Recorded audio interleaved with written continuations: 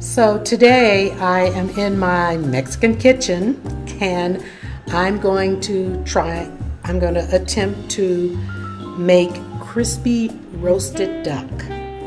This is what I want to cook for Christmas this year. So let's see how it goes. So my husband is sharpening the knives for me because today I'm going to try my attempt at crispy duck, which is what I'm going to be making. So I already have the duck now. I'm cleaning it, sitting in water, and I put a little salt in the water. I'm going to let it sit in there for a minute to bring out some of the gamey taste. I don't like game taste in meat. And then here are some other parts that I'm going to use to do some creative stuff with. Maybe make some pate. Who knows? So my knives are ready now. And I have some other vegetables and herbs and items on the counter that I'm going to be using to prepare the duck recipe. I have some figs here that I'll be stuffing, not the blueberries, but the figs, and the shallots.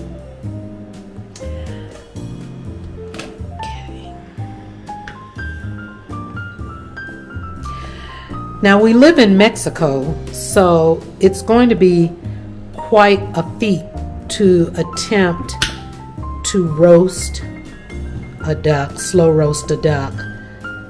Because I'm at a higher elevation, cooking is a bit more of a challenge for me. So this is a trial. We'll see how it turns out. I have my pan ready, my roasting pan ready.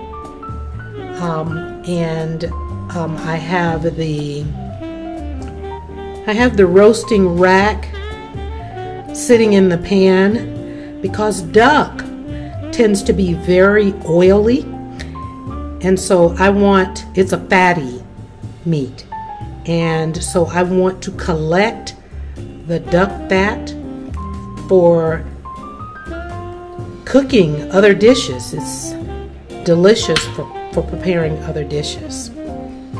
So the duck will sit on the rack, and the duck fat will collect in the pan, and then I will collect it in a jar. Yay!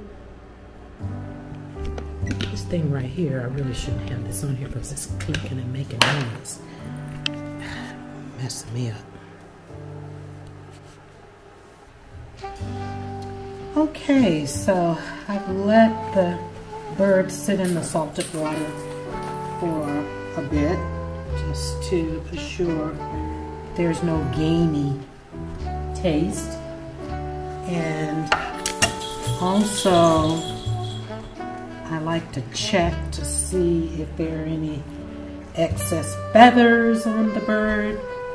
Get it nice and clean and make sure I pluck out any extra feathers that aren't cleaned out, and I'm patting it dry. And so what I'm going to do is I'm going to trim off this little piece of tail here. Trim this off the bird. I don't necessarily want that. But I'm going to leave as much fat on as possible because I really want to collect the duck fat. So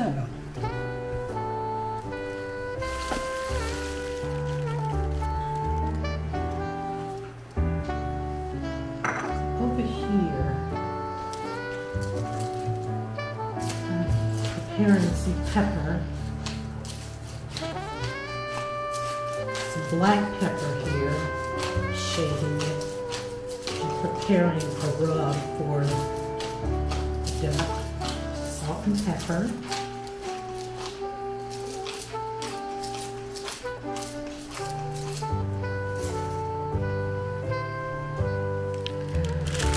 So I rubbed the bird with salt and pepper rub, and I'm going to take these parts and freeze them for something later on.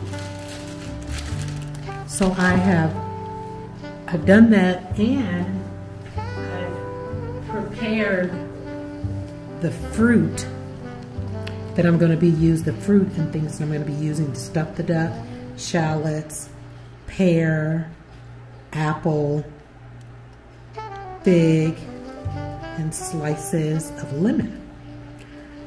But I'm not going to stuff it until I'm ready to actually put it in the oven. I'm going to let it set overnight for 24 hours to allow the duck to dry out a little bit more.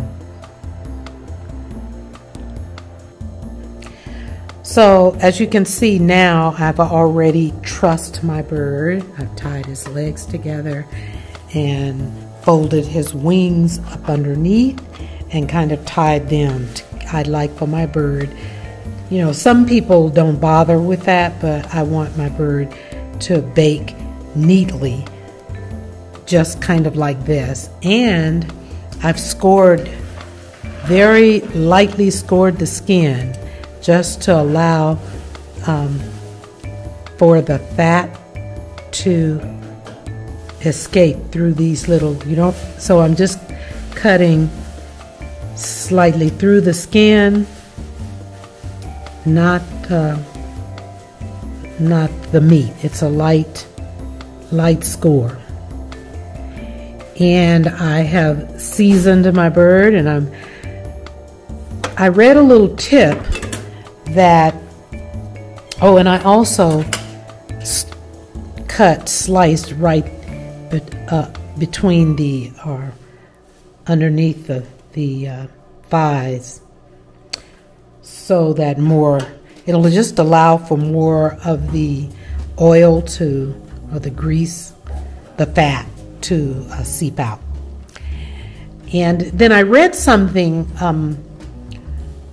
or I saw something in the literature about, I want to achieve a crispy skin, and so apparently I've prepared it and then put it back in the refrigerator before I actually bake it for 24 hours or what have you, then it'll dry out some of the moisture in the bird and allow my skin to be a little crispy. We'll see. This will be my first experience baking duck.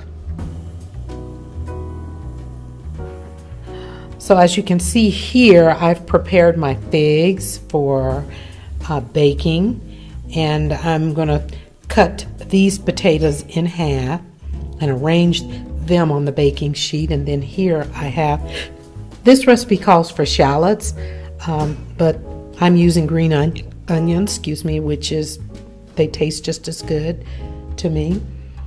And then I had my husband pick these cherries for me. I am going to create a cherry orange sauce for my duck,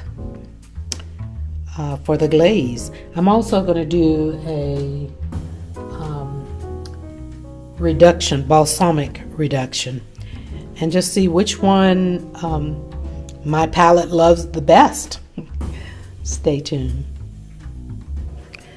So I was so busy preparing this that I forgot to record a few steps, but this duck turned out perfect. Crispy, golden skin, and I stuffed it with pears, scallions, garlic, figs, and apples. It looks delicious, and I'll plate it and then show you my entire creation.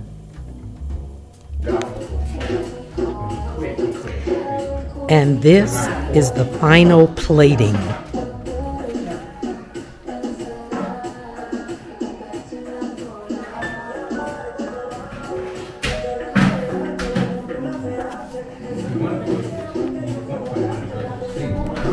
Oh, you bought one of those. You mean the little flower plant? That was the one I was gonna buy. I did. He approached me, and I couldn't say no. Oh, really?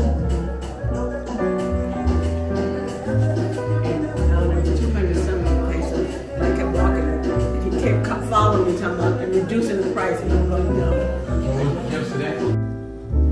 And here is the final product of my Christmas dinner that I am sharing with my loved ones. So here we have broccoli cheese rice casserole. Here we have a roasted crispy duck, and we're pairing it with fruit because literature says that's the best way. So I have some caramelized roasted figs. Let's see if we can get a little shot of that. Some grapes and some oranges. Plated with this wonderful duck, and I've already shared with you what I stuffed the duck with. And then here I made a cherry orange capote to serve over the duck. Delicious.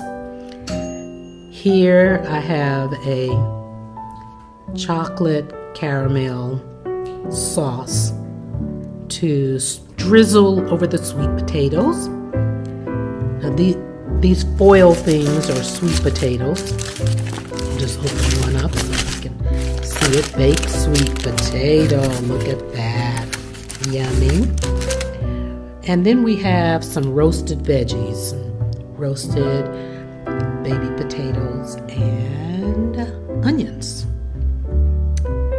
And there we have it. Bon appetit!